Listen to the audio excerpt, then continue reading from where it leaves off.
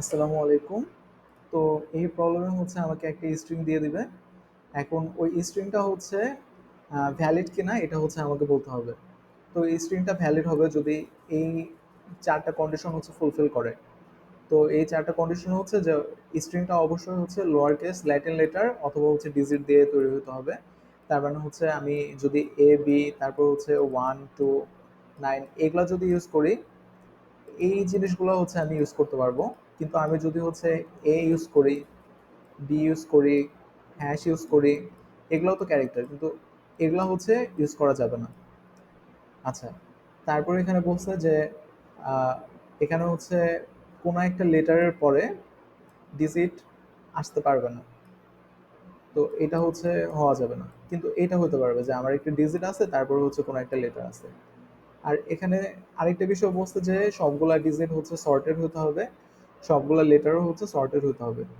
তার মানে যদি এমন হয় যে বি, সি, এ, ডি এটা আছে, এটা হচ্ছে ইনভ্যালিড। যদি এই চারটাকে থাকতে হয় তাহলে হচ্ছে এইভাবে থাকতে হবে, এবিসিডি। ঠিক আছে? তো একই বিষয় হচ্ছে ডিজিটের ক্ষেত্রেও যদি হচ্ছে এটা থাকে 0, 3, 2, 1 এটা হচ্ছে ইনভ্যালিড, এটাকে হচ্ছে এভাবে থাকতে হবে 0, 1, 2, 3 এরকম কিছু। আচ্ছা,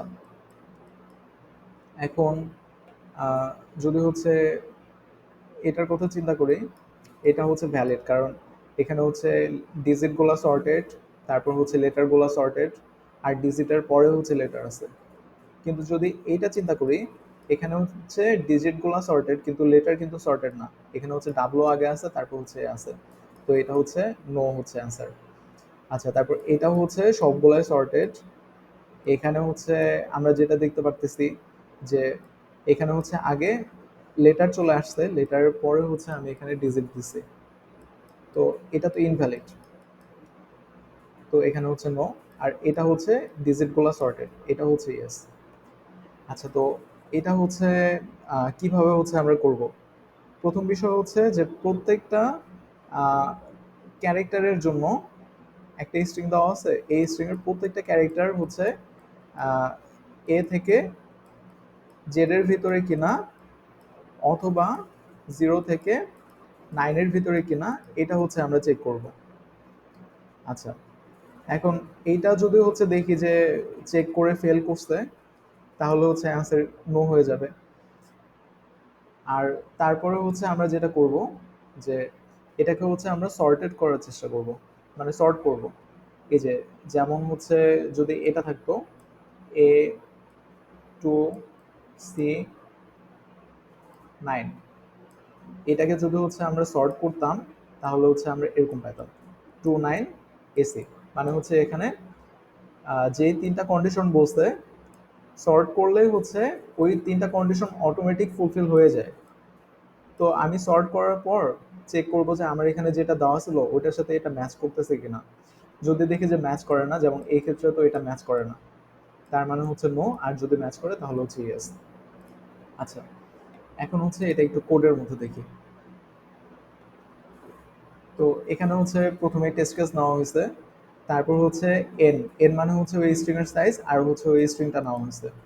আচ্ছা, তো এখানে হচ্ছে বুল ফ্ল্যাগ ইকুয়ালস 0। তো শুরুতে হচ্ছে আমি ধরে নিছি যে অ্যান্সার আমার ইয়েস।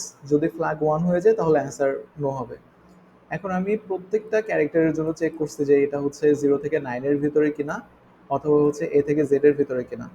যদি না হয় তাহলে হচ্ছে ফ্ল্যাগকে 1 করে দিছি।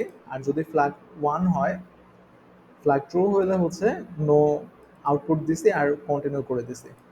আচ্ছা, এখন এই পোর্শনে আসছে মানে কি, আমার হচ্ছে এখানে সবগুলাই হচ্ছে হয় ডিজিট, না হলে হচ্ছে লোয়ার কেস ল্যাটিন লেটার।